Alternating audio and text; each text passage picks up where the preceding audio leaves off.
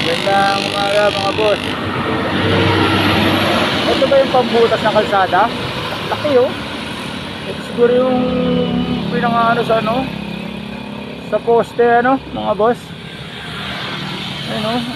Yung pinambubutas para lalagyan ng ano, butasin ng ilalim ng lupa no. Grabe, parang ano, taas na siya ng ano, ng tower. Ayun oh. Laki. Oh. Kaya itatayo yan, itatayo dito. Dito sa tabi ng ano yun, ng Dasma, ng SM Dasma.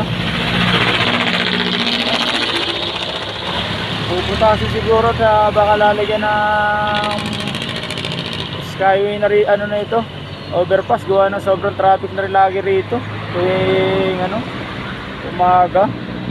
Ayun, yung taas yun.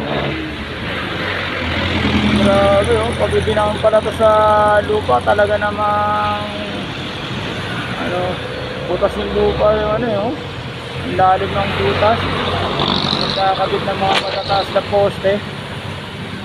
Grabe no. Kapantay niya na yung ano, lagpas pa nga sa poste ng Meralco eh no? Lagpas sa poste ng Meralco.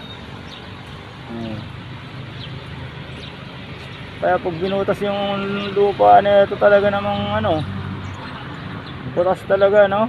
Ang galing talaga ng ano, tao. Alahin mo na makagawa ng mga ganyan pambuano no, mga pambutas ng ano, lupa na mabilisan.